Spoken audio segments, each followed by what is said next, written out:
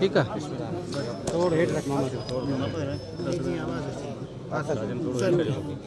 बिस्मिल्लाहिर्रहमानिर्रहीम। सब खां पहिरियां दुरूदो सलाम उन सोणे सरदार ते जेको सभिनी जहाननि जो ऐं हक़ीक़ी सरदार आहे। अॼु असां नसरुल्ला जी अमर सां उनजे भाउ ऐं उनजे कज़न ऐं उनजे दोस्तनि सां गॾु हिते कोर्ट में आयासीं जो अॼु 164 जा बयान थियणा हुआ।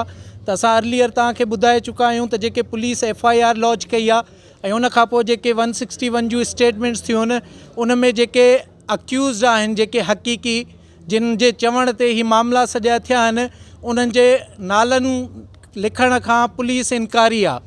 उन जे बि असां बार बार उन लाइ रिक्वेस्ट कंदा रहिया आहियूं, SSP साहब खे कंदा रहिया आहियूं, IO साहब खे कंदा रहिया आहियूं, पर हू इन शइ खां भॼण जी कोशिशि था कनि पिया त असांजे हथनि सां इहे नाला ॿाहिरि न अचनि ऐं उन खे अवॉइड करण लाइ हुननि 164 जी सजेशन ॾिनी, जंहिंजे करे असां कोर्ट में मौजूदु हुआसीं त उहे मामला ऐं उहे जेके हक़ीक़ी हक़ीक़तूं आहिनि उहे असां कोर्ट जे साम्हूं रखी सघूं, जंहिंखे इंटेंशनली इरादनि तौर ते एडजन करायो पियो वञे या डिले करण जी कोशिशि कई पई वञे ऐं इन में असांखे 15 ॾींहं लॻी विया। इवन असां कोर्ट खे ॿुधाईंदा रहियासीं त असां अंडर थ्रेट आहियूं, माण्हू अची असांखे हिरास था कनि। माण्हुनि खां पोइ पुलिस जा अटाला आया जिन ॻोठ ते चढ़ाई करे विटनेसिस खे हिरासा करण जी कोशिशि कई, पर इरादा पुख़्त खणी नसरुल्ला जी फैमिली ऐं उन जा दोस्त इन कोर्ट में मौजूदु आहिनि।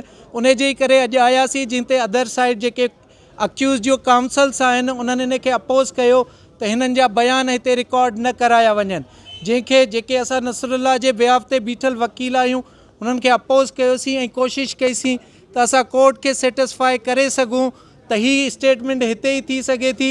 इन खां अलावा को अहिड़ो सिक्योर फोरम न आहे जिते असां जेके हक़ीक़ी हक़ीक़तूं आहिनि उहे पंहिंजूं रिकॉर्ड करायूं। हेयरिंग खां पोइ 2 कलाक जे आर्ग्यूमेंट खां पोइ उहा एप्लीकेशन जज साहब अलाउ करे छॾी आहे ऐं असांखे मौक़ो ॾिनो अथसि त असां पंहिंजा विटनेस प्रोड्यूस कयूं ऐं सुभाणे इंशाअल्लाह ताला 9 बजे गवाहनि जा 164 जा बयान कोर्ट रिकॉर्ड कंदी, जंहिंमें हू कोर्ट खे हक़ीक़ी मुलज़िम जेके इन में इन्वॉल्व आहिनि, जंहिंजे चवण ते नसरुल्ला जो खून करायो वियो आहे, उहे कोर्ट खे ॿुधाईंदा ऐं इंशाअल्लाह ताला कोर्ट सही सां बयान रिकॉर्ड करे इंशाअल्लाह ताला ये कोर्टूं नसरुल्ला जी फैमिली सां इंसाफ़ ज़रूरु कंदियूं। जंग जारी आहे, असां पोइ न कोन हटंदासीं, सुप्रीम कोर्ट ताईं त बि असांखे नियनि त असां कोर्ट में हलंदासीं, तयारु आहियूं। असां जंग मां कोन हटंदासीं इंशाअल्लाह, जेसि ताईं असांखे सिर में साह आहे त ईअं जंग खटींदासीं इंशाअल्लाह। पुलिस इन्वेस्टिगेशन कीअं करे पई, तव्हां उन में मुतमिन आहियो? न भाई, 2 नंबर आहिनि पुलिस। तव्हां IG खां कहिड़ो मुतालबो कंदा आहियो? इहो कंदासीं असांजो हक़ करे। इन आयो कि हटायो वञे या को ॿियो आयो? ठीकु आहे, उहो तूं एप्लीकेशन ॾिनल मां सुप्रीम कोर्ट ते वेंदुमि, अम्मा सां मां गॾु हूंदुमि, मां इहो इंशाअल्लाह अम्मा खे मां इंसाफ़ वठी ॾींदुमि जेकॾहिं अम्मा जो बहितर आहे। तव्हां दुआ कयो सभिनी सां। ईअं आहे पर अॼु ॾींहं ताईं न असां वटि IG जो अहिड़ो को रिज़ल्ट रिप्लाई आयो आहे, न DIG जो, न SSP जो आयो आहे। असां 10 तारीख़ ते ॾिनी आहे, 10 जून 2024 ते IO जे ख़िलाफ़ु ॾिनी आहे, जंहिं ॾींहुं जेको आहे हिकिड़ो ॾींहुं अॻु में असांजी स्टेटमेंट रिकॉर्ड थी, ॿिए ॾींहं ते जेको आहे त मोकल हुई, आचर ॾींहुं हुयो ऐं सुबुह ते असां एप्लीकेशन ॾिनी आहे मंडे वारे ॾींहुं। 161 वारी ॻाल्हि थिए थी, 162 वारी 162 वारी ॻाल्हि आहे। 161 में त नाला ई कोन्हे, असां त उहो जेको आहे त चऊं था पिया 162 जेका रिकॉर्ड कई अथई उहा उन ग़लति कई आहे, फरियादनि जी बि ऐं शाहिदनि जी बि।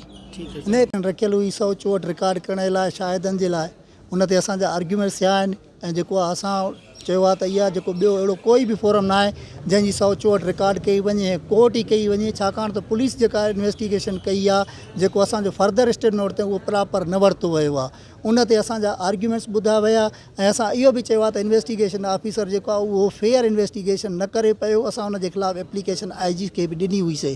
हाणे असांजी उहा जेको एप्लीकेशन ते आर्ग्यूमेंट्स जे थिया त उन्हनि जे डिफेंस जवाबदारनि जे काउंसिल जेके आहिनि उन अपोज़ कयो त उन्हनि चयो त इहा हिते स्टेटमेंट रिकॉर्ड बि न थी वञे ऐं डायरेक्ट कंप्लेंट जेका कोर्ट में फरियाद दाख़िल करे जवाबदारनि जे ख़िलाफ़ु, असां उनखे अपोज़ कयोसीं। उहा असांजी एप्लीकेशन अलो थी आहे ऐं सुभाणे 9 बजे कोर्ट में टाइम रखियो आहे कोर्ट सगोरी, त पंहिंजा शाहिद पेश कयो ऐं उन्हनि जा जेको आहे बयान थींदा।